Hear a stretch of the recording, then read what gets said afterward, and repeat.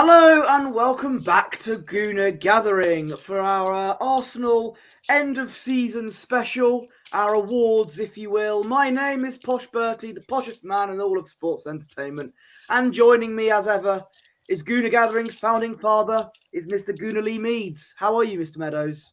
Good day, everybody. I'm very well. Thank you very much, my friend. I'm excited to be here. I'm definitely not trying to find some notes that I have written down, but it's all good. It's all good and fine. Nothing's burning anywhere, so it's all good. Absolutely. So, as it is, of course, the end of the season, we thought, well, I thought we would, much like me and Sam Wilson did last year. Hello, Soul Family J in the chat. Good to see you.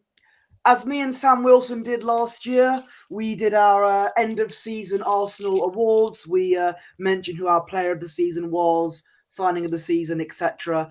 This year, I'm doing it with my usual colleague, Gooner Gathering's founding father, to mark the end of the season. So, but before we do so, what have been your thoughts of the season as a whole, Mr. Meadows? As a whole, do you know what? In a strange sort of way, and you might absolutely rinse me for it, but I'm ready for it. Wouldn't have it any other way. No, exactly. In some ways, I'm kind of more proud that of how we've gone through the season and led that title charge right up to that last day.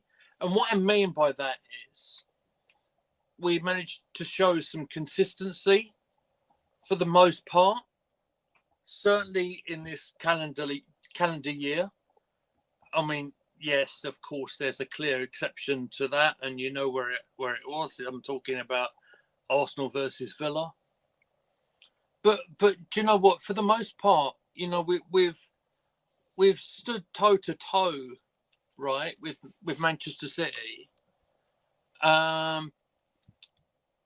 We let's be fair, City have largely the greater squad in terms of depth, in terms of squad depth, in terms of like, I'll give you an example.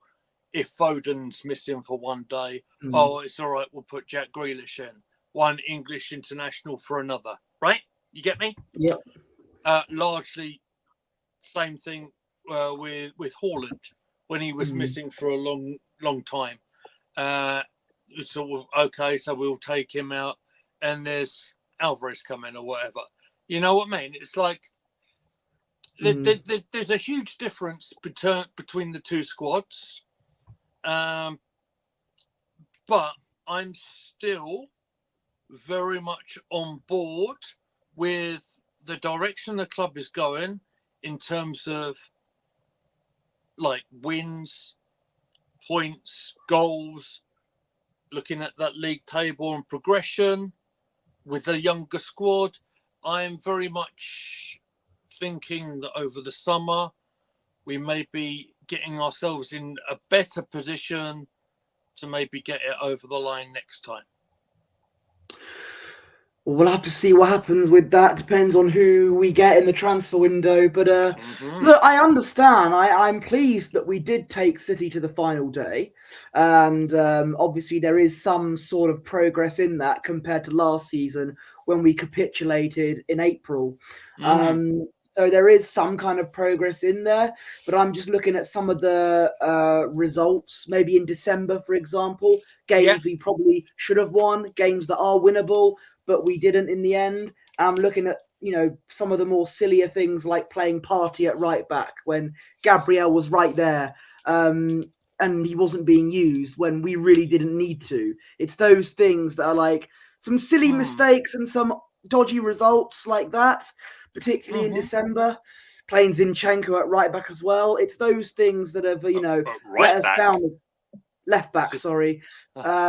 Although, did he invert that much? He went over to the other side of the pitch, mate. Yes, he did. It's those kind of things that have been mistakes that have cost us going further in the league, rather than there's those things that have been mistakes. I understand. What say you? What you mean. So I know what you're saying. Now I'm of the belief, and this hasn't come out from the club, and big up to AFC always, who's changed his name again. I see that. I see what you're doing. Makes life easy for us. It certainly does, and we appreciate you being here all the time, mate. It's always a pleasure. So let's take our minds right back to the start of the season and this Gabriel Magalhaes situation. I'm pretty certain that, obviously, this is what I think happened. I think there was a big bid put on the table from one of them Middle Eastern oil money Saudi Arabia clubs, right? Yeah. And I think they put it to him, look, what do you want to do? Maybe there was a bit of indecisiveness there. I don't know. I wasn't there. This is purely my speculation, okay? And maybe the club decided to give him a bit of space and think about it. Okay, so you're an available club. You're a player for the Arsenal first team. I find it difficult putting the idea of Partey at right back. I know that is that's a difficult one to comprehend, but maybe it was a case of stuff going on in the back that we're not privy to. It's certainly, let me get on record with you, sir, that Gabriel Magalhaes for me has been our most consistent centre half, probably our most consistent defender that Arsenal have had in a number of years, right? But look, whatever happened. It was kept in house, and even when he was used sparingly, Mikel Arteta did say that his time will come to shine, and indeed it did. I mean, you can't deny some of the facts in terms of David Raya managed to get the Golden Glove with that phenomenal pairing of Gabriel and Saliba throughout the season. Do I think? I mean, let's go back to them early season results. Were them early season results? Were they affected largely with Partey playing at right back and Gabriel missing out? It's to do. I know you explained why Gabriel was left out, but when you had White, Saliba, Gabriel, and yes, Zinchenko as well, you could get away with him playing at left back against Fulham. But it's when you had when you had last season's traditional back four in place and you tinkered with it, it just doesn't make sense. Look, like I said, when there's stuff going on behind the scenes, and big up to the guys that I'm putting their comments up on the screen. It's great to see you all. And this is the most heartening thing for me for doing this. Seeing regular names pop up all the time. I love it. Thank you very much, guys. Look, we don't know what happened. Maybe it was a case of just giving the guy a bit of time to think. But do I think it was best for the team? Probably not. But much like Arteta's done in previous times before, with one former captain, for example, that is, I know is very dear to your heart, and I respect that. But there's no one name bigger than the club. So if there was any sort of doubt on whether he would play or not, or whether he would stay or go, look, it is what it was. I don't think them early season results made any particular difference, because if I remember early season, as well as I think I do, I think the early season went pretty well in terms of results. Performances, maybe not so much. I mean, look, I'm thinking like the struggle that shouldn't have been against Forest, for example. Yeah, that was first game of the season. Precisely. But then that might have some mitigating circumstances in it when you have a major new signing going down with a horrible injury that would curtail his season and right up until the last day in terms of Premier League action. But and then following that, of course, a very difficult game against Crystal Palace when Tomiyasu got sent off, which actually, you might not like this, but I'm going to say it because for the pants. It ended up being a bit of a tactical masterclass, actually. When we actually went down to 10 men, he made a tactical adjustment, went 5 at the back, had 3 in the midfield, and put big 29, big Havertz up front. I thought we defended quite well in that game because 2 years ago that would have been a fixture we would have bottled. Yeah. Hey, Del Boy, good to see you. Del Boy, thank you very much for joining us as well. All of you in the chat, you know the drill. Can you hit that like button for us? It's very much appreciated. This is very much a different sort of change of pace for us today. Thank God I'm not dealing with a live match situation with this young man than I was with on Sunday. This is very much a relaxed kind of chilled chat. I'm not provided with about 3 A4 bits of paper tonight. Oh yeah, I've got a bit, but I'm not. I actually quite enjoyed our Sunday. Actually, what we did, I thought it was quite nice. Do you know what? Let's talk about that for a bit, shall we? All right. And it's great seeing all. We'll get to the main. We'll get to the main topic in a minute. We're just pandering. Right. Yeah. Anyway, you were saying. What I quite liked about Sunday, in actual fact, was. All right, so due to circumstances beyond my control, I couldn't see the Arsenal game live, but Posh could, right? And I thought, as the sole owner of Gooner Gathering, clearly it would be great for us to do the back-to-back commentary. It's just a shame, in terms of how Sunday went, that it took all of 115 seconds for flipping Manchester City to score that goal. I'm blimmin' fuming. But I mean, I expected City to win, but this early, exactly. kind of sums it up, really, doesn't it? But I don't know how many Arsenal fan channels and stuff, and there's some really good ones around. Del Boy, of course, we all know about. There's some great Arsenal fans. I'll give a big shout out to True Gooner as well, Josh, who's tremendous at what he does. But I think our dynamic and how we did it, we having you take care of what was going on at the Emirates, I took care of what was going on at the Etihad, and we sort of managed to interact between the two of us. It was a lot of fun. It was different. Obviously didn't go the way we wanted it to, of course. And yes, it was disheartening after such an early goal for City. But do you know what? I think as a channel and as what we do, I think we covered ourselves in an awful lot of glory in what we did, because we covered it in a way that I want the channel to run, in that we kept a balanced viewpoint and we kept it to a perimeter that it's only me who's put it on us, right? Let's be real about it. But for us to progress into where I want us to be as a kiddie friendly channel, as we have to be because of my little girl in the back there, I'm so proud of what we did. And throughout the season, probably a good time for me to say we wouldn't be where we are as a channel without this young man here and the likes of Matt, Sam, Fran, of course Spencer over in the States, my brother Nick, who's only made a handful of appearances on the channel but broke the Declan Rice story for me when in Australian time. And I'm very appreciative of everything that you've done.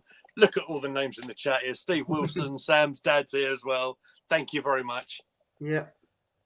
Let's just catch up with the chat. Marwai Hotspur, Mahir Topal, good to see you both. AFC always says, Lee, did you know somebody bought George Graham for 50 grand as a player? Did you know someone bought George Graham for 50 grand as a player? That is, someone bought George Graham. So that was George Graham's, that was his fee when Arsenal signed him, I think. I mean, we're talking way beyond my years here. I mean, George was playing in the '79 Cup final in the year that I was born, mate.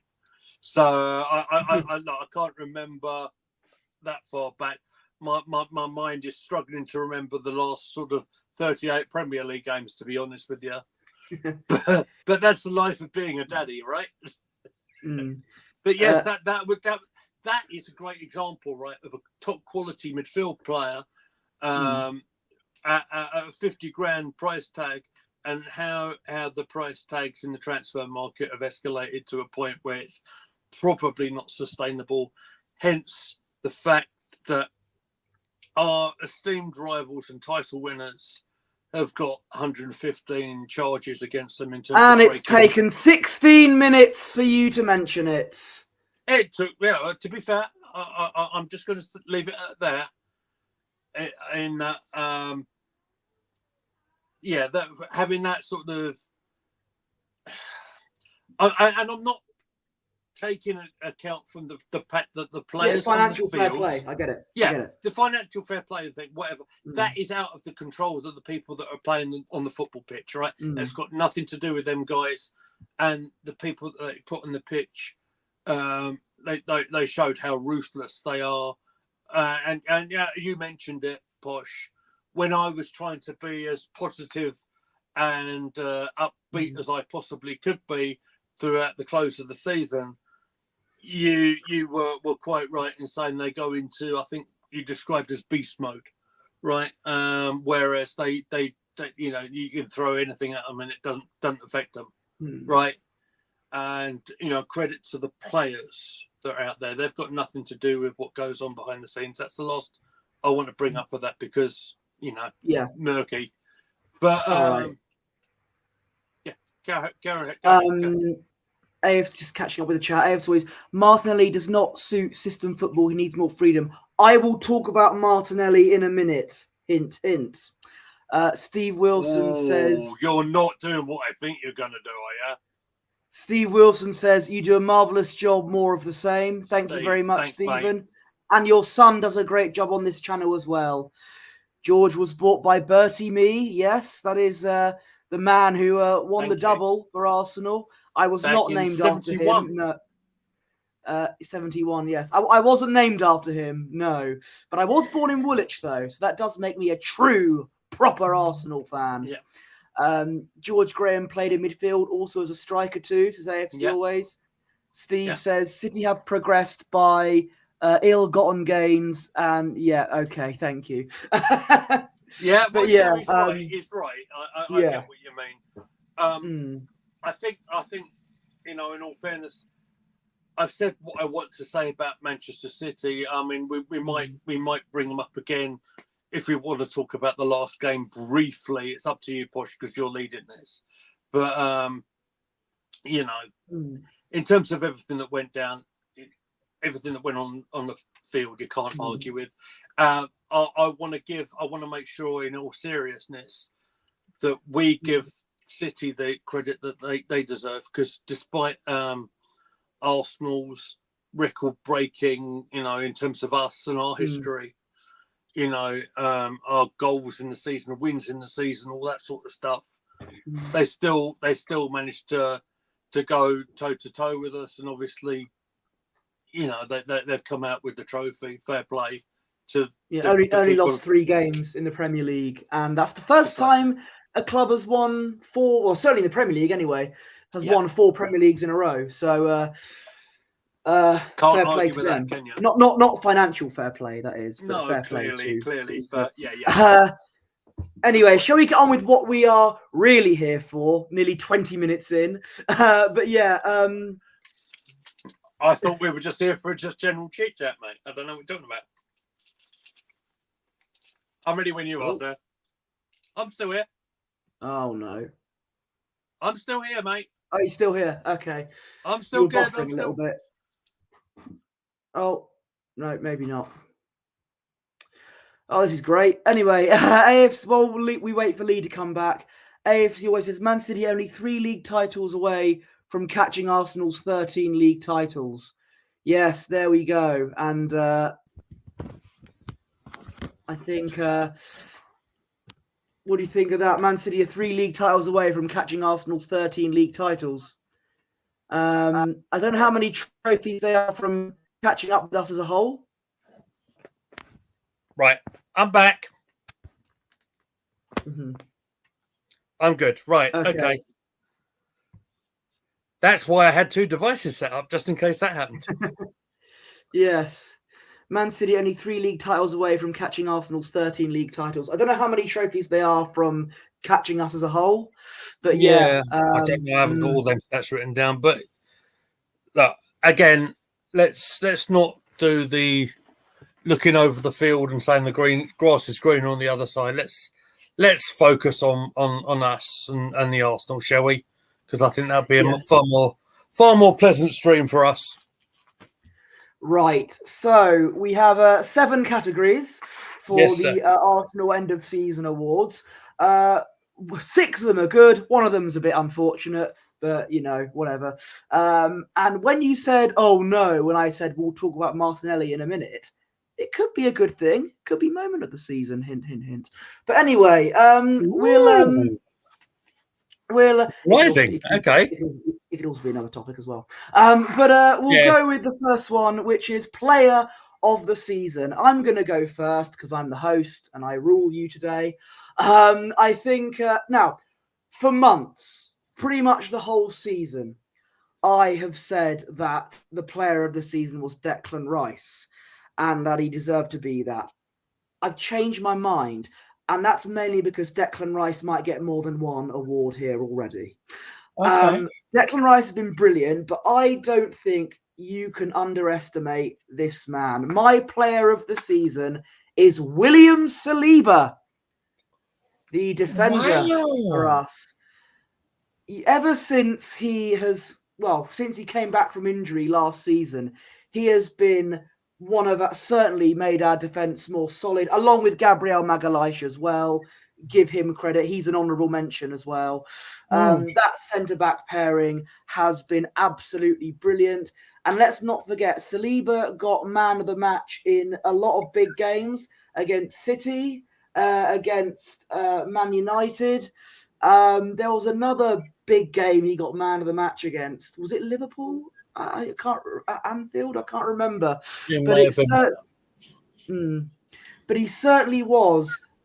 And I remember watching some of the last-ditch tackles that he made.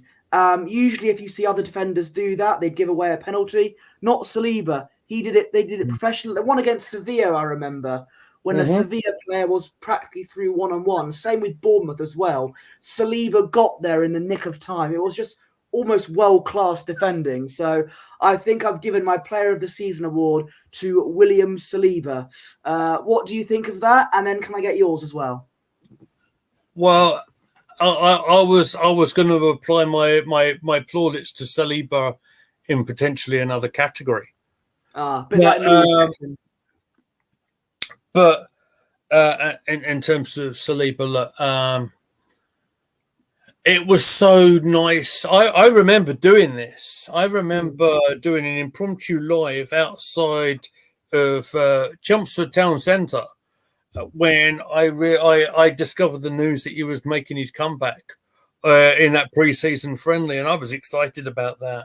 Because we know what a quality defender is. It's not just the stuff on the ball. He's tackling. You mentioned last-ditch stuff, incredible. His reading of the game is great. He can spray the ball around nicely. He's even got a goal or two in him as well. And that it's perhaps it's unusual for a defender to get the plaudits like you just praised on him, and that's fair play to you. I quite like that choice, to be honest with you.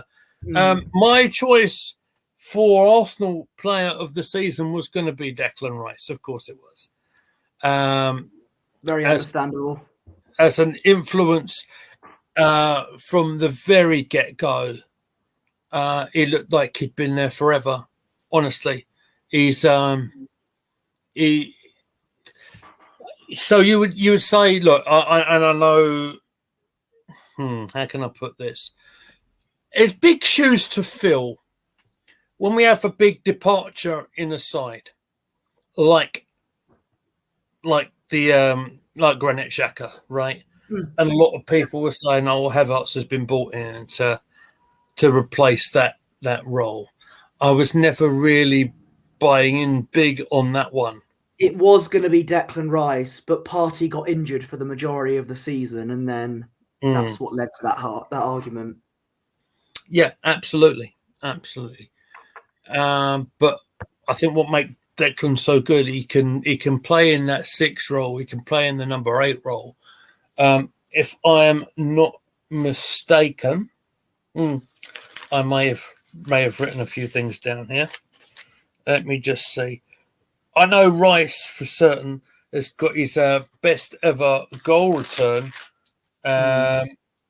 in 7 goals in the Premier League. He had some quite memorable ones as well. I'm pretty sure we're going to get to them in the course of this conversation this evening. But for a young player as well, young English player dominating a midfield like he has, yeah, I mean, the guy's class, mate. Yeah. No, I couldn't. I'd love to know what the chat feels. What do you feel? Please tell who do you think Arsenal's player of the season has been? People in the chat, please let us know. AFC always is talking about Ten Hag here. He's getting sacked, especially they lose the FA Cup final. Strange time to let the story out in the final 2 days. McKenna would be a huge risk, such a big club, but has done well in the lower league. McKenna's Ipswich, right? That's McKenna's Ipswich. He's linked with the Chelsea job. For me, McKenna would do extremely well to stay at Ipswich Town, at least for another season. They've got a heck of a job to get themselves prepared. I love Ipswich, by the way. I've been up there. I've been up to that ground before. It's a lovely club. History with Ipswich, but yeah. Fair enough. But I'm pretty sure he'll want to test himself as the Ipswich manager rather than going up to Chelsea. I think Chelsea's job, it's not appealing to say the least anywhere. Yes. I mean, for the fact that they've just got rid of Pochettino. It was starting to click. They were? Yeah. They were starting to click. Not that kind of click. Yeah. But I mean, look at that end of season run. They were managed to getting some decent results back to back, other than one certain hammering they might have got at the Emirates. And then I don't understand. Why a club who was already dealing with a squad that is overgrown, full of talented players, that is far too many for the club to deal with. Why on earth will you start again?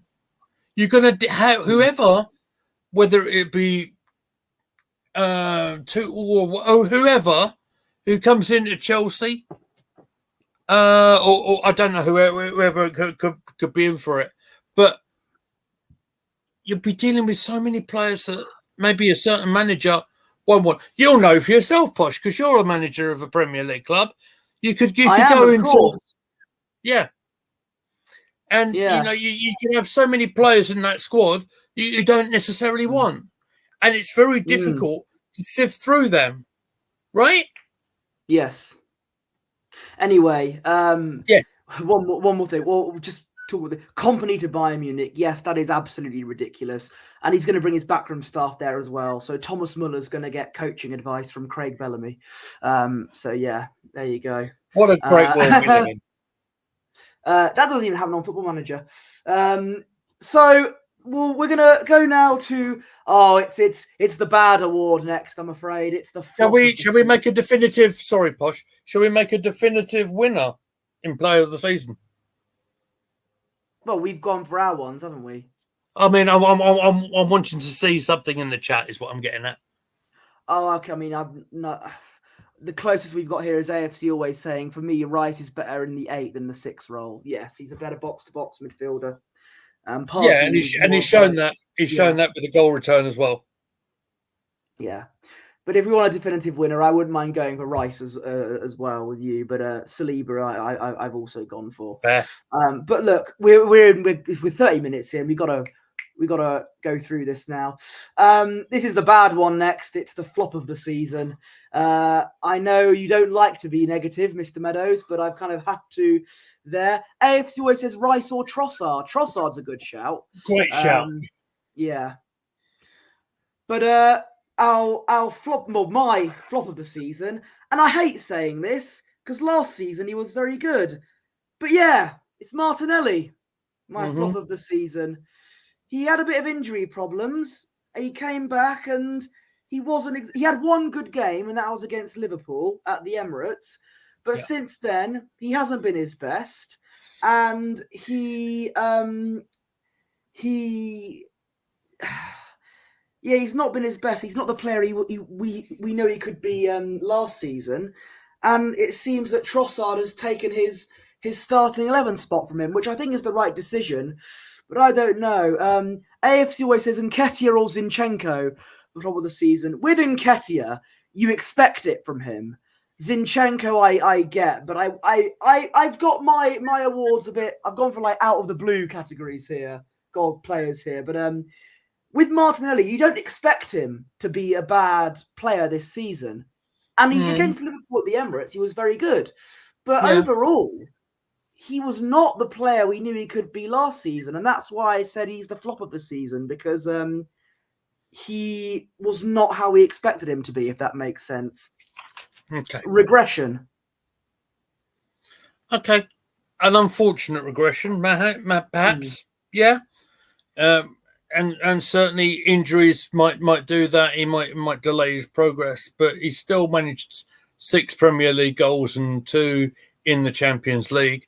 I think there may be other players in that squad if you want to describe as a flop of the season. Who are you going for? Ladies and gentlemen, let me bring to you the chap who scored the winning penalty in the Community Shield. Ladies and gentlemen, Vieira. Oh, Vieira. Oh, Sam Wilson did that, I think, last season as well. So, yeah, Fabio Vieira. I don't blame you at all. He scored the winning penalty in the Community Shield, but that was about it, wasn't it? He got sent off against Burnley, and we never saw him again.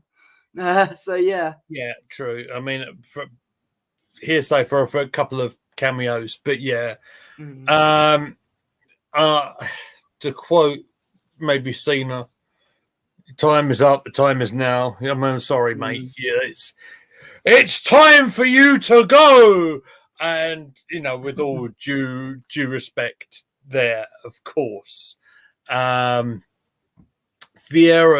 is a guy who came in from Porto with a lot of promise, and in a couple of years it's not really worked at all. I said at the start of the season I would have liked him to go out on a loan deal just to help his career out. I'm afraid it's not worked out well, and it's another year down the line. I'm sorry, I don't see the potential, I'm afraid. So, it's time for him to find himself another club, I think. That's unfortunate. Yeah. I mean, you could argue a few others. The name of one Eduardo Nketiah was brought up, and the reason why that name was brought up because he is not lived up to the goal machine record that we know he has. I couldn't shave my head. What a shame. But he still managed to score 5 goals. So, all right, admittedly, 3 of them were against Sheffield United. Yeah. He did score another one in the Champions League. Yeah, I would not be surprised in the slightest to see Eddie go in the summer. As Arsenal are trying to move forward. This is the funny thing about this last couple of years and us doing this. I think if you consider where we were and to where we are, there seems to be a bit of a, moving the levels a little bit.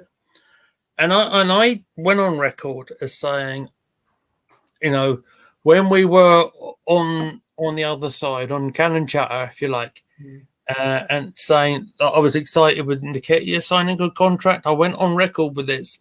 I also said that if it doesn't go well, if he doesn't sort of maintain his potential or move forward, at least the guy can potentially move over somewhere else. Might be in South London, potentially. Big up the Crystal Palace, perhaps. Maybe that might be where I'm thinking. He was rumoured to go to Ipswich, actually. We just talked about Ipswich. He's rumoured to go there. I've heard a couple of Ipswich Town rumours as well. I've heard ESR might go there as well. But I don't want to upset you tonight, Posh, to be fair. No. But I've mentally prepared myself for it anyway. I'll fully expect you to see up in funeral get up. Yeah. on that tie day. and everything. Leave the memories alone and whatever. Yeah, I know. We'll get to that in a minute, perhaps. But with Nketiah, look, he's not got the goal returns. He's not even had the game time really to do anything about getting goals on the field. He can't get goals if you're sitting unused on the sub bench, can you really? You know what I mean? And you watch, you'll end up at Ipswich or wherever, Crystal Palace, and end up being Premier League goal scorer, goal boot winner, and we'll all look stupid. If that does happen, then it's another case of Arteta being the problem with management again, if that's the case. Oh, my God. I have a little joke with you, and you do that. Oh, my days. Well, if it does happen, then it says it all. Maybe he wasn't managed properly. But I don't know. I think Nketiah, he'll be on his way out this coming season. I didn't like seeing Zinchenko cheering and clapping for Man City on the bench last day of the season, being this fraud. I mean, I'd get rid of Zinchenko mainly because he's not an actual left back. I would claim have heard something regarding Zinchenko. Okay. So a potential loan out with a potential of a full-time move somewhere else. Obviously, it'll be to a club overseas. And with Timber fit and playing, obviously, how nice was it to see him for the last sort of he looked good as well. Even with one boot. Unbelievable, mate. There may be some movement on the Zinchenko front. We shall see. Okay. Speaking of transfers, we're going to go on to our third award of the evening, which is the signing of the season. This, I don't want to say it was an obvious one, because I think that would be disrespectful to David Raya. But David Raya is definitely an honourable mention because, he's got the Golden Glove, for goodness sake, and it was a bold move to get him, but he managed to pull it off in the end. For obvious reasons, the signing of the season for me is, of course, Declan Rice. Russ Morgan says, "Good evening, chaps. Good evening to you too." Good to see you, Russ, mate. Signing of the season for me is Declan Rice. I've said before, and I'll say it again: £105 million is a bargain for him, and I think for the majority of the season, he's certainly been brilliant. A lot of games, he's been man of the match. I would have given him player of the season, but he's got signing of the season for me, and he may have another award coming up as well. Definitely for Arsenal, he's the signing of the season. What say you, Lee? I will agree with you absolutely. You know I'm going to on that one. It's an easy winner for me. I don't need to go any further than what you just said there, other than to give David Raya a bit of bit of praise because he absolutely deserves it. A goalkeeper coming into a club is always very, very difficult. I fully expect this David Raya to be a full-time Arsenal player within the next week or two, or whenever the window opens, right? Especially when some of the fan base are very much with Ramsdale and stuff like that. And I get that. I get the love for Ramsdale. He might even have one of my saves of the season. I know it's a different category. Okay. We got written down, but he might have one of the saves of the season for me. If you're doing that, I've instantly thought of one for save of the season. So we'll do that in due course. Absolutely, of course. But overall, big shout, changing the goalkeeper. Ray has done phenomenal consistently, I think. And it's without a pre-season as well, of course. So I only expect bigger and better things from Raya, the Golden Glove winner. Let's not forget next season. Without even playing the first 3 games for us. Yeah. First 4 games for us, even. Yeah, absolutely. Top goalkeeper, as AFC always says. Yeah, first official signing. Really. Absolutely easy shout, really, isn't it? But yeah, Declan Rice is an easy winner on this category, for sure.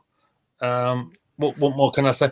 It says it all when David Moyes said what's been the difference between like West Ham winning the conference last season, Europa Conference, and where they've sort of struggled in the league somewhat, and it's just one man. It's just Declan in the midfield. Says it all, doesn't it? Yeah, and definitely our signing of the season. But of course, a shout out to David Raya. He's definitely an honourable mention. Yeah. Next up, we've got the Unsung Hero Award. Someone who we've seen as a good player, doesn't get as much credit as a Declan Rice or a William Saliba would do, but definitely someone who I think deserves a lot more praise than they've been at the moment. Originally, I was going to go for Gabriel Magalhaes, but I think he's too good for that. But a big shout out to Gabriel as well, because him and Saliba have been a massive partnership for us. And Gabriel is a fantastic defender. Let's not take that away from him. But the unsung hero for me, excluding his red card against Crystal Palace, of course, is Tomiyasu. Oh. And I say this because after and I'm going to say it, stupid decision of getting rid of Kieran Tierney, Arteta finally realised, inverted left backs don't work. And I've just sold our best left back in Spain on loan. So he put Tomiyasu in as our left back. And even though he's a right back, he was a better left back than Zinchenko was. And for the games he played, yes, he got injured and he was absent due to playing in the Asia Cup in some stage of the season. But in the games he played for us, in particular the last few games, he made our defence a lot more solid. He made the left-hand side a lot more protected than Zinchenko. You know, if we started Zinchenko in some of the bigger games, like, I don't know, the last 2 games of the season, there'd be an almighty gap on the left-hand side for, you saw Garnacho on the left-hand side for Man United. You know, he would have had a lot more space if Zinchenko was playing for us, for example. But Tomiyasu, even though he's a right back, he was a brilliant left back for us, and our defence was more solid. I said, didn't I, after the Sheffield United game, he reminds me of Nacho Monreal. You know what you're going to get with him. Consistent player, always a solid 7 out of 10 whenever we see him on the pitch. Consistent player who always tries and makes the left-hand side a lot more solid. What do you think of my pick, and who's your unsung hero? I love your pick. I think that's a great shout. We were shouting the praises of Tomiyasu at the close of last season. Some people were saying, oh, no, he's too injury prone, whatever. No. I think he's by far one of our best, certainly fullback defenders. I think he certainly goes above Zinchenko in terms of the defensive ability. He might not have the ball playing ability that Zinni might do. I like my defenders to be able to defend properly. That's what I like. And as a result of what you just said there, it's made me little. So I kind of thought, well, does Saliba not get the praise he deserves? That was my initial thought. Yeah, that's fine. Because like I when you made him your pick of the player, right, of the season. Sometimes them centre halves, sometimes defenders don't get that credit that they deserve, and that's kind of what made me think, oh, maybe that's a good shout. But then you think of someone like Tomiyasu, who, like you just said, will do a role, whatever role you want him to do. He could even play your centre half if you wanted him to. He's done that internationally before. Probably in his other club as well. And when you want him to, it's quite funny. We needed a goal on Sunday. Who'd have thought it'd come from Zinni? Yeah, someone to rely on. There he was, putting that chance away. Fair. Did I say Zinni? I meant Tommy. I meant Tommy. I did mean Tommy. Believe me, I did. Slip of the tongue, I'm afraid. It's been a long day. but Tommy's fantastic. I think I'll yield to you on that one, so I think that's fair. That's a great shout. Who have you gone for? I would have gone for Saliba. I'm gonna go agree with you. I'll go with Tommy because he deserves it. All right. And speaking of Saliba, Saliba reminds me of the great David O'Leary. Yes. So calm on the ball and reads the game very well. I think I've said, and you've said as well, AFC Always, Gabriel and Saliba remind me of a modern day Toure and Campbell. But yeah, it'd be very interesting to see if Saliba lasts as long as O'Leary did. I hope so, because I recall O'Leary playing in the '79 Cup final and playing in the '92 Cup final. I mean, there's not many players who could do that longevity. He was special, O'Leary. Fair play. Yeah, I've heard a lot about David O'Leary. Wasn't around to see him, but I know he was a very incredible defender for us. All right, youngster. Anyway, we're going to a goal of the season now. I'm going to go to you first for this because I believe we have some footage of not actual footage because of copyright, but our footage of our reaction to it. Yeah. And this is it. Hello, is that the ambulance service? Come on, Arsenal with the ball. All they need to do is keep it through a goal. Gabriel Jesus to finish it. And yes! Come on! Come on! Oh my God! Right.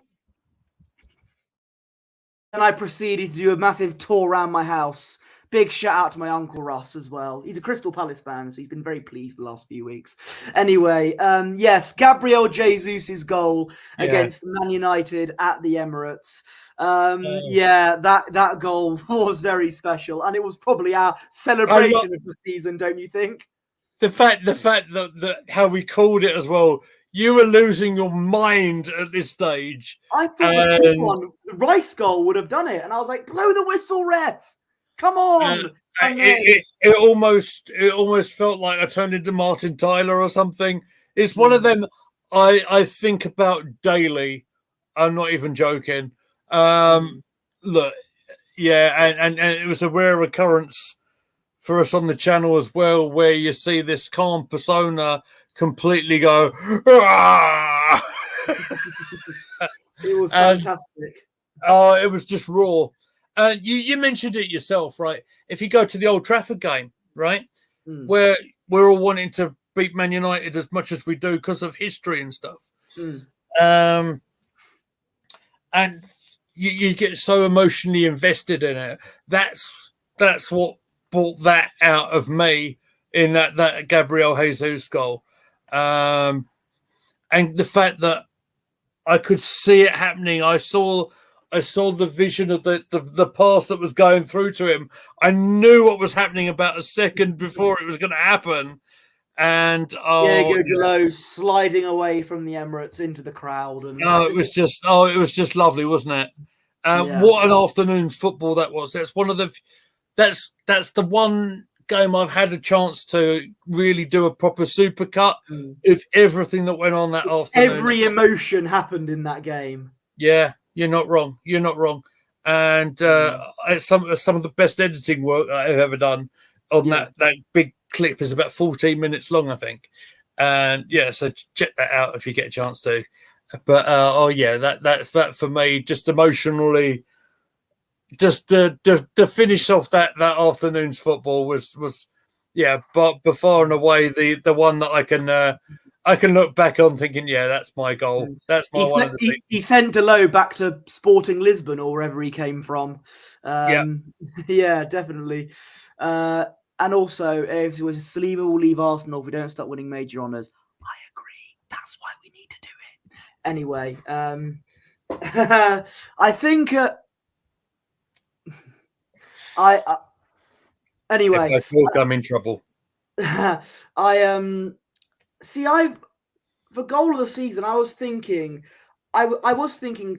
along those lines. I was also thinking maybe Saka's screamer against Nottingham Forest. That was first game of the season. That was a good option. Nice curler from outside the box. But once again, Big Deckers is picking up another award.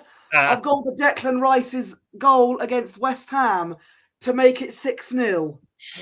Because not only is that just a fitting moment to just put that final nail in the coffin, and of all players to do it is Declan Rice against his old club. But that goal, it was a corner. It got almost headed away. The ball just rolled past all of the Arsenal players.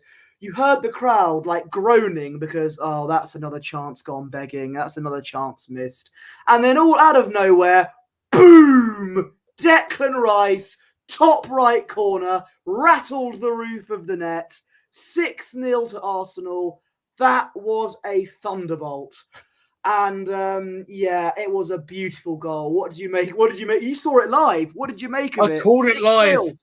My reaction of it, I'm like disbelief. I can't believe what I've just seen. And of all players. And it had to be Deckers, didn't it? I mean that game against West Ham, mate. Everything went right that night. It was amazing. It's full flowing Arsenal at our best. We had some extraordinary away from home results. Probably away from home results I don't think I've ever seen before in my life in terms of emphatic win margins. Yeah. I mean, you can get the odd 1-0 to the Arsenal every now and then, whatever. I said before this game, we haven't been convincing away from home apart from one game. We'll make that 2 after that. And we've been doing very well away from home ever since I said that. Almost. Do you know what? Funny enough, gathering or something. Funny enough, you say that you might think that we might be more consistent away from home than we are at the Emirates. Yeah, and isn't that bizarre? Absolutely. But I mean, look at them set of results: that West Ham, the Sheffield United, the Burnley. Then we go and do United at Old Trafford, right? The penultimate game of the season. Unbelievable. And that Rice goal, like an RKO, mate. It was out of nowhere. It was a great goal. It was a great game as well. Speaking of games, we're going to move on from goal of the season to game of the season. Ooh. And it's BX Gunner says Eddie's hat-trick against Sheffield United had 2 of my favourite goals of the season. Eddie's third goal, I remember, was quite. The hat-trick goal was great from outside the area. Yeah, I remember that one well. Great shot. For game of the season, you talked about it when it came to goal of the season. I've gone for Arsenal versus Man United at the Emirates as our game of the season. I went for that last season with Nketiah's last-minute winner. I've gone for it again with 2 last-minute winners. And I say that because not just for that. As I mentioned, every emotion went through went through us in that game, mainly from me. But you had us going 1-0 down, Odegaard responding to it immediately. You had a potential penalty as well. Garnacho could have made it 2-1. He probably should have done, but Gabriel, with whether it was unintentional or not, if it was intentional, that was the best bit of defending I've seen in a long time. Could have been 2-1 on any other day, but it wasn't. Declan Rice, last 96th minute, we went absolutely mental. And then to cap it all off, Gabriel Jesus, as we mentioned, 1-on-1, sent Delo back to Portugal. And it was, and the celebrations as well here, running around my house, the most exercise I've done all year. Yeah, brilliant. We've talked about it enough. But that's what I've gone for. What have you gone for? Or do you want to discuss it more? I've gone for another game that was full of emotions, not necessarily all the good ones. Luton Town 3. I was going to go with that as well. I was tempted to go with that as well, but the United game was more like, oh my God. Just mainly because of the celebrations that we did. But Luton, I understand. I had that as my standby, you see. I had the Luton as my standby because of I kind of thought you might have gone for that. And it was probably more of a relief than anything else. Let's give Luton a little bit of credit as well, because what a season they had in a very trying time for a number of reasons in the league, that I think they represented themselves, and with a lot of credit, fair play to them.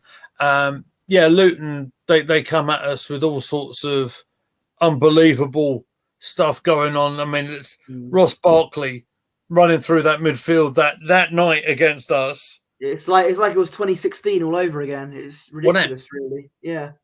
But he's had a decent season, to be fair. Fair play to him. And Townsend as well, wasn't he? He was over there as well.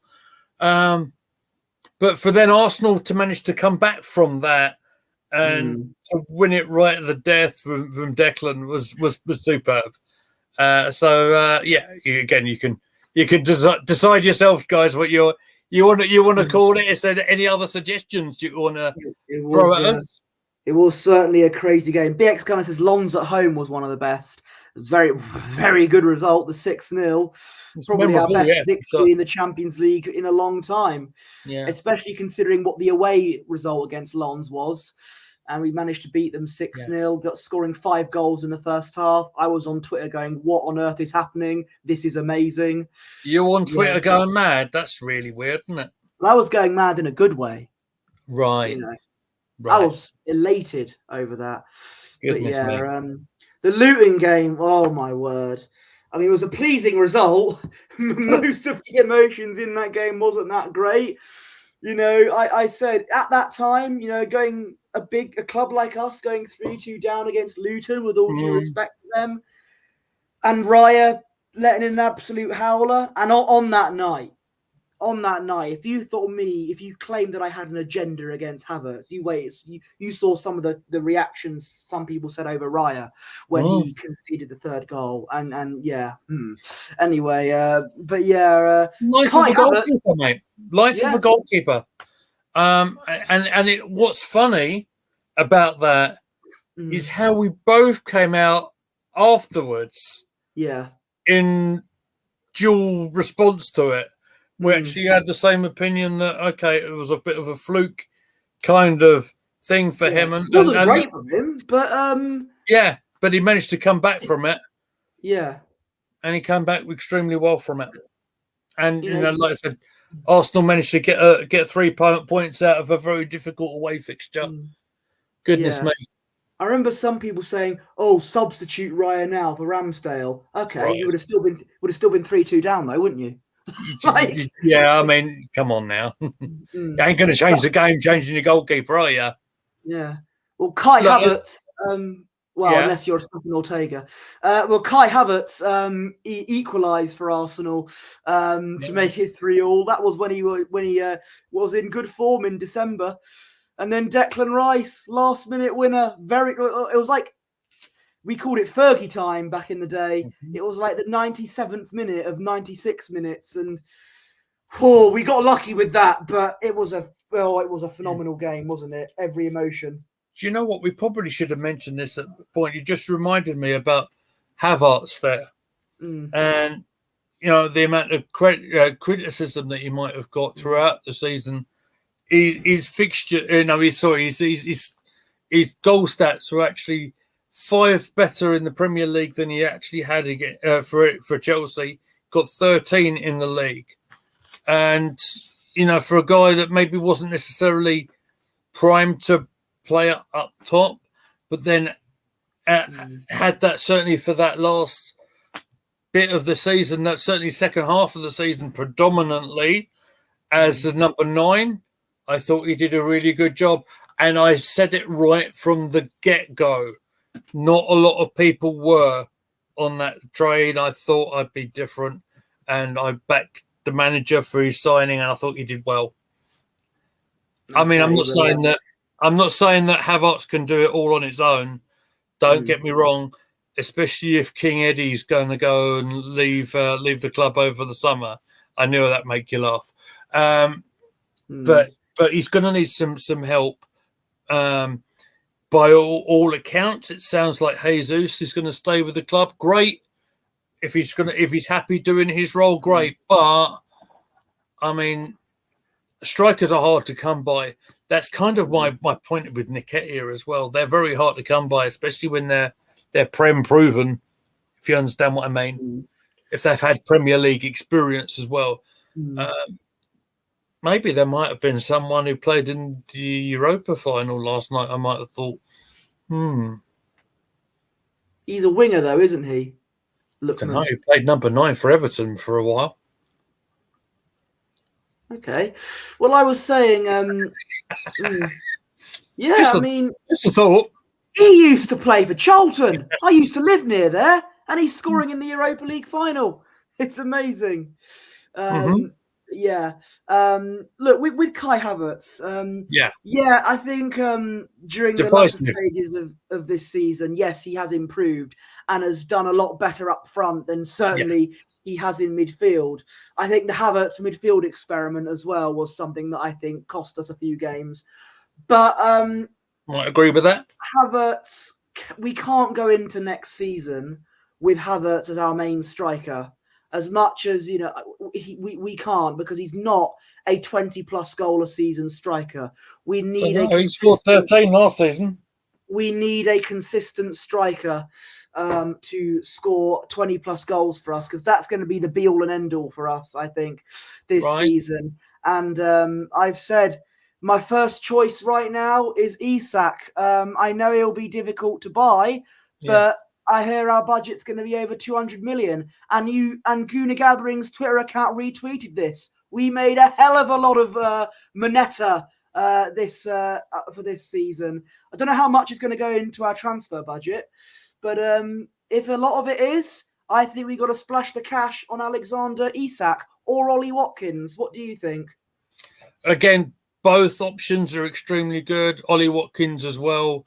Had a phenomenal season for Aston Villa. It's going to take a heck of a price tag. He won't sign for Arsenal, though, because Villa have got Champions League and everything. And just took the point out of the mouth, they would not want to sign a player who they're competing with now, because Villa are kind of competing with these clubs now, especially the way they're going. So, yeah. And that's credit to Unai as well. He managed to get Villa up to levels that I don't think any of us expected, and that's fair play to him. If Tottenham wanted to show up against Man City, they could have maybe got that. No, I'm joking. I'm only playing well in that game. I'm joking because it's Man City. But but credit to Villa for that and Unai Emery. But I think they'll only want to try and go forward. My worry for Villa is that they'll, with the fixture schedule like Newcastle had, they might struggle to get, the consistency in the Premier League. But again, that's for me to be proved wrong. Money talks, in the words of Shane McMahon. Here comes the money. Oh, I was thinking Ted that's what- DiBiase, to be fair. Everybody's got a price, absolutely. And I'd put in an offer for Isak if I was Edu. And as we're coming to the transfer window, is it still there? Yeah, we got to bring this. It's back. Oh, there he is. There he is. Gentlemen. Yes, it is the transfer window after all. It will be a deal if we get Alexander Isak. I'll say deal to that. But yeah, he'll be my first choice. A first choice striker, I think, to sign. I bought him for Retro Football Management. So what's the problem? Just get your money out, mate. Come on. I think I had a similar conversation with Fran when we talked about getting Rice out of West Ham. That was Josh January. The ex-gunner says, I think with Kai being settled and comfortable, he'll score coming out of the gates next season. And AFC always says Isak is injury prone. Yeah. Yeah, is that true? Yeah, fair. It's Posh's opinion. There are risks that come to any player. Risks that come to any player. When we listen, I remember I brought Chelsea up a little while ago. I remember Chelsea throwing an awful lot of money at an Italian striker by the name of Pierluigi Casaraghi way back in the day for a transfer record back then. Managed to score 1 goal in 7 appearances, get a career-ending injury, and he was done. It's a risk you take, isn't it, in that transfer market? It's awful. And when Man United signed Falcao on loan. Yeah, exactly. 2 goals and that's it. It's absolutely. I'm pretty sure there's a few more in there as well. What's the other Argentinian? Do you want to mention Aubameyang at Chelsea? You can do if you want, mate. Yeah, absolutely. I mean that one went well, didn't it? To be fair, you could. A lot of players in that team last season didn't do that well. Wright from Coventry looks good as well. The same striker profile Isak is. I'd rather get a striker with a bit more, like, with all due respect, a bit more high-profile experience. I'm sure he's one for the future. However, he looked good. I mean, they had a heck of a run, didn't they, in the FA Cup, Coventry? He might be a player for someone. Yeah. Coventry might have their ambitions as well, don't forget. I mean, I know you said everyone's got a price and stuff. Yeah. But, I don't know. It's a case, that league, that Championship league. I was talking to my mate about Ipswich, and he's chuffed he is about getting up to the Premier League. The Championship is actually really entertaining. It's a really good league. It's a real hard one to get out of. Yeah. But same now as non-league football as well. It's more. Yeah, I bet it is. Well, I say that Chesterfield won the National League by a landslide, but usually it's a competitive league, especially when you look at the bottom of the conference this season. I mean, I'm surprised you got any hair left when you were talking about that end of the table, mate. There was from 10th to 22nd. It was just all over the place. But yeah, the mighty Ebbsfleet managed to survive. Anyway, we were going to have one more award, but we mentioned Save of the Season. Should we do Save of the Season now? Because you thought of one, and I've got one instantly. What were you going to go for? I want to go for Ramsdale here, and the save against Tony, because for a guy who hadn't played for the most of the season, and he had a horrendous mistake early doors. I remember it. He made a right mess of the back pass. We were calling it live, and it went in and stuff. And then he goes for that long range lob, Ivan Tony. Yeah. From about 40, 45 yards. Heart was in my mouth. Sporting Lisbon all over again, I thought. It was more than that. You were basically just about getting in the car, telling him where to go. Oh, it's just, yeah, he was off his line again, and I just think because also in that game he gave the ball away and made it 1-1. Yeah, that's what I was getting at earlier. But but for him to recover and make that save for me, I thought I said it in commentary on that day. For me, redeemed himself. Exceptional. Blooper of the season is probably one of our commentary lines. That'll be if we do the Guna Gathering Awards where we breathe in and put our suits on. I'm thinking blooper of the season, injury of the season, my laptop or you on an e-scooter, crackle of the season. Yes. Don't be cruel. Oh, it's I think but yeah. So what? I mean, there's some names. I'm sure that's. I mean, I see Hadji's name's been mentioned by BX there. Yeah, that's Sissoko. Oh, is that? Sesko is is he Leipzig striker right. who he's played like 30 games and only got 13 goals. I'm not sure. I don't think he's the answer either. It'll be up to, if we do sign him, it'll be up to him to prove me wrong, but I don't know. I'm a bit. If the only Cisco I like is San Francisco, but yeah, he had his prop ready for it as well. Unbelievable. I have that ready for whenever I have to go live with Gun Down because he likes the NFL. Okay, I gotcha. What about the Crystal Palace lads that AFC always has mentioned here? Eze and Elise. I think we're more likely to go for one of them rather than both. I think I'd love to have Elise as a backup for Saka. I'd love to.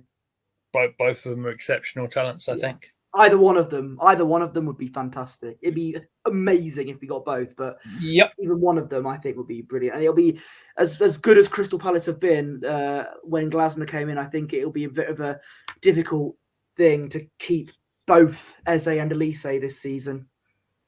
Yeah, absolutely. Anyway, my save of the season, the impromptu award, goes to Raya against Tottenham. That was the first major save that he made, and you called it like David Seaman against Sheffield United. I did. Again, what an expert commentator I am. No, you're right. No, I think I said it in exceptional instincts, reactions from him. Yeah, I remember it. And yeah, again, it's one of them so important in games like that. You know, the price of a goalkeeper, a top class goalkeeper, can't be denied, can it? And you know, we might not have been where we were without some of them saves that Raya made as well. No, absolutely. AFC always says, why can't we buy both Eze and Elise? I'd love it if we did. I just don't think we will. But Hello? Is that FFP? Hello? Yeah, I'd love it. Don't forget, I also want to save our money for other positions as well, including a left back maybe as well, and of course a striker. So we've got to balance. We've got to think about balancing when it comes to wanting to sign players, because there are many positions where we need to strengthen and have cover for. Because you're going to have expectations as well, and you know, and that this big striker name worries me a bit. I'll be honest with you. Because we're going to get through the summer and we're going to get people like you and anyone else who wants to jump in and say, oh, he hasn't spent the money yet, and then we realise, oh, well, this it ain't as easy as that, is it? And people aren't going to be willing to part ways and their best players. Difficult, but who knows? I mean, I might be talking out my nose. Behind. No, my nose. Okay, fair enough. Who knows, mate? But, you know, I am available.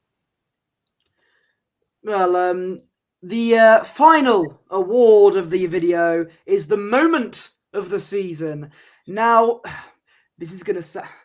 Do you know what? I might change my flop of the season because it might be a bit harsh considering what I've gone for moment of the season. Because it was all down to Martinelli, really. This moment of the season is when we beat Man City at the Emirates. Because if it wasn't for that deflected goal from Martinelli, it would have been 0-0. And but But yeah, that was yeah, I know it didn't lead to anything. I get that, but it was, as we said, it felt like a monkey off our back, and having the first time we've beaten City in God knows how long, and that was a special moment because it just felt like, wow, it's a mountain we finally climbed, if that makes sense. And yeah, what were you going to say? You probably mean first time we've beaten them in the league, because of course we've beaten them In at the Wembley. league, yeah, in the league. But that is, yeah. We beat them. In the I get that. I get that. That's a good shout. It's a good shout. I mean, how many awards could Declan Rice pick up in one night? Well, let me just talk about that City game for a minute. At the start, going into it, you saw my tweet. I was fuming at the lineup. I remember because Bukayo Saka was left out of the squad because of an injury. That's right. And this is why I said we played Lons the few days before. And I said, don't play Saka against Lons. Don't do it. Get him fit for Man City. And he played him, got injured in like the first 20 minutes. And thank you, AFC always. I'll put that comment up in a minute. I'm touched by that. Yeah. Thank you. The phrase "reap what you sow" springs to mind. However, even though I thought, really, Jorginho in there after his performance against Tottenham, Nketiah in there. I mean, he didn't have to do much in that game, let's be honest. But no Saka, and it was we bought, do you know what, the substitutions actually, and I've had a go at Arteta for substitutions a lot this season. But the subs made a big difference, bringing Partey on, and bringing Martinelli on. I actually, impromptu, I'm going to change my flop of the season to Zinchenko, actually. I'm going to change it, because I think Martinelli, against City, he had a good game as well. So, Martinelli made a difference against Man City, and he scored that winning goal. That was a good moment for us. But were you going to go for something else? As a moment of the season, I might have felt, because of where it was in the game, because I felt it was a match-winning moment, Declan Rice against United. Because it was so important for us to win that game, wasn't it? And I almost saw it coming. I'll give you another one as well, just to make it, and it's another Declan Rice one. I just realised. Yeah, he is that damn good. Yeah, it's that bit of the game at the bridge where I'm saying to you, I don't think we're out of this game yet. You know, I don't see it myself. As Declan Rice just puts the ball in the net. Yeah. But the equalising goal, your reaction was my favourite. You did it in the style of, you ever seen, Bob Ross, the painter, and the way he carved it there? Oh, okay. He was he did like there's the equaliser painting back in the 70s, and he did it in a very calm tone, going, and you just do this, and this is very good, and all that. And the way you did it reminded me of him, because the equaliser, you went, there's the ball, and there's the equaliser. So it's almost like told you, didn't I? Yeah. You see, I go into that almost professional. It's not. But I listen. You talk to my dear wife, Mrs. M, as you guys all know. Yeah. I've been doing that. I've been doing commentary in the other room for goodness, way before I started doing this on this channel. And it's like I've done this before. I've seen it so many times, and I just keep it nice. It's all about the tone. It's all about the delivery, and yes, it's all about the meme. As the ball goes in the back of the net. There it is. There you go. BX knows who Bob Ross is. The white guy with the perfect afro that can bring about world peace just by talking and painting. Absolutely. I mean, it's not quite up there yet, but it's getting there. Yeah. And AFC always says, my final award goes to Bertie and Lee for providing us with excellent content throughout the whole season. I am smiling like a Cheshire cat right now, AFC always, with that comment. Thank you. Thank you very much. That does mean a lot. And Yeah, thank you very much. No, we aim to please as much as some of the watch-alongs can be stressful, especially if we're not performing well. It's all about the great content that we do. It's not about us performing well; it's about the team. We're always performing well, me and you.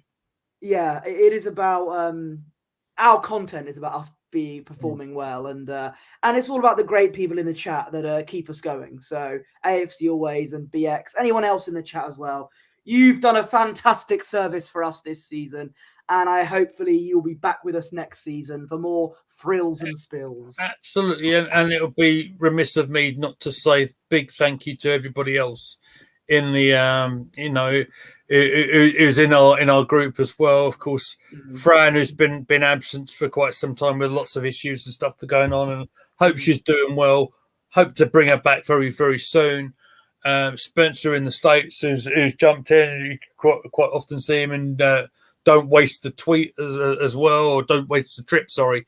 And there's others as well. Matt and Sam, who are always reliable guys to jump in. Of course, if we're mentioning Sam, well, let's give a shout out to the sister channel unofficially as well. We're in the heel Batman deal there, wearing the merch. Big up to our friends over on Wrestle Dogs who are providing the wrestling contents that we all love as well. They'll be busy this weekend, won't they? You're not wrong, my friend. You're not wrong. But look, it's been a heck of a season. We hope we've entertained you guys. I think that's what's more important, because we entertain each other as well. I try and make this man break as often as I can. But to be fair, if you want a break of the season, this man done me good and proper with a Dolly Parton song. Yes, I think there's quite a few honourable mentions for me trying to break you in fits of laughter. But yeah, we've got to think about we've got to do the Goonie Awards maybe next week at some point. I don't know. Yeah, I'm pretty sure we'll be there for that, mate. We'll be there, suited and booted as always. AFC Always says, would you go all out to sign a player like Cole Palmer? I'd love to sign Cole Palmer. I don't think it's going to happen, sadly, but I think we've got other targets on the mind. Cole Palmer's an excellent player. If we were doing signing of the season for the entire Premier League, he'd get it. But yeah. Get one of them, wouldn't he? I mean, the guy was banging on the door for forever, according to Pep himself, to get himself some first-team football, played at Wembley, scored against us lot, right? And then he got his move to Chelsea, and I mean, look, he's on the plane to the Euros, isn't he? So fair play to him. He's a good lad, and he's only going to get better as well. But yeah, he's not going to join Arsenal. I don't think it'd be very odd. Yeah, BX Gunner says, I always prefer measured, composed analysis like this with some WWE mixed in over the drama channel, so thank you. Well, sometimes my analysis isn't so measured and composed, but I appreciate what you're saying. You have a balance, don't you, mate? Yeah, your positive thoughts and the end is nigh stuff. It bodes well. It's a good blend. Yeah, it's a nice combination, isn't it? So for better or for worse, but it's always good. It's always exactly. Good. I always love doing the content with you, whether I make you happy or make you angry with my thoughts on certain Arsenal players. Yeah, you want me? Yeah, I better stay away from Chelmsford now. But yeah, I need to look out when Ken. I was going to say that Chelmsford in the cricket, because we need to do it again this year. Well, maybe. We'll do a Gooner Gathering live somewhere, shall we? BX Gunner says there is a good balance. There always is on this channel, absolutely. You mentioned that. That's something I do want to bring up, and I know you were talking to Gun Down about this a little bit, about this person was doing a watch along for Spurs against Manchester City and all that sort of thing, and putting on their Spurs hats and stuff. Yeah, this is which what I like. Did not agree with, but the thing with you, I'm very proud. I'm proud of you, sir, because you, whilst yes, you wanted. There's a difference in that game between wanting Tottenham to win and wanting City to drop points. And you wanted City to drop points. You didn't wear your Tottenham shirt and we don't have one, and shamelessly say, "Oh, come on, you Spurs," when the Spurs go marching in and all that. You didn't. You kept it balanced, and that's very good. And that's what I tend to do, or try to do as best as I can when we do these live watch-alongs and stuff. Because I do think it's important to, I don't think you can go in with the rose-tinted glasses and stuff like that in a live match situation. So as reactionary as some of maybe my partner's stuff might be, I do try and keep a fair balance with it. And I hope you realise what we try and do. So, yeah, fair play. And, yeah, it's great fun. Here he is. Luke's here. Oh, just as Sean McWilliams leaves Cobblers to go and sign for Rotherham United. How dare he? What a Judas of a player. Unbelievable. But yeah, there you go. There's the Cobblers. Will we face each other in the FA Cup? Who knows? I'm hoping. You know what I'm hoping for. I'm hoping that Ebbsfleet do what Maidstone did. I know copying Maidstone sounds dirty, but I'd love us if Ebbsfleet went on a lovely cup run, go as far as the third round, and we face Arsenal in the third round. Oh, that would be lovely. That would be good.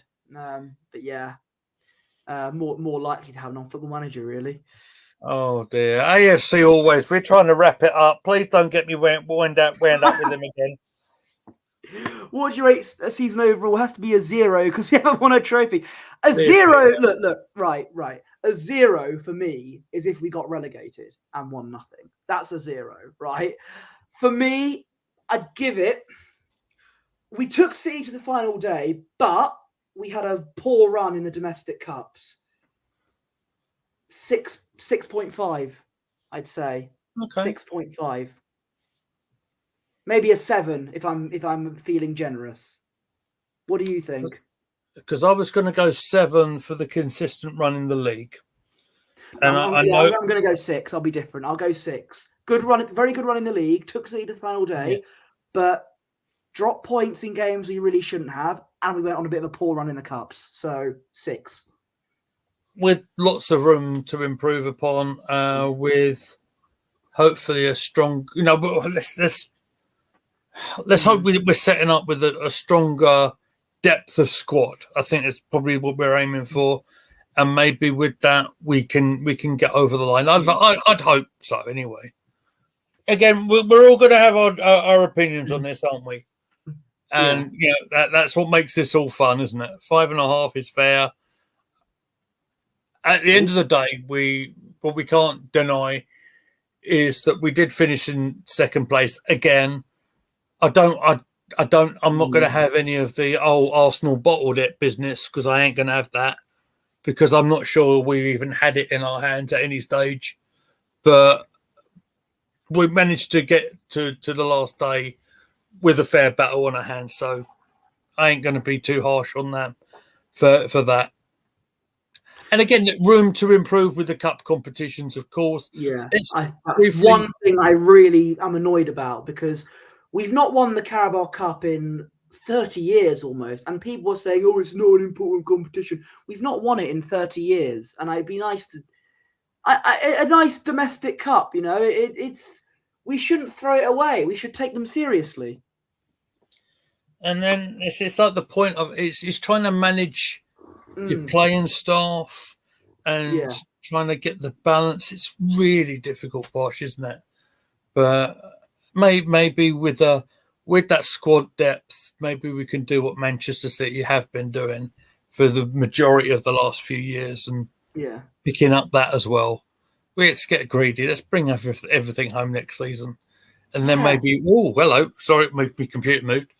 Then we can actually make something of the trophy parade that they planned. It's a joke. Yes, absolutely. Oh, no trophy parade for the Community Shield then for this season. No, knowing some Arsenal fans, they probably would have wanted that. But anyway, I think that should do it for this video. Both times it was in our hands, I do understand. I think that should do it. We've done our end of season awards. We've talked about our season. I think that should do it from us. One more comment here. Oh my word.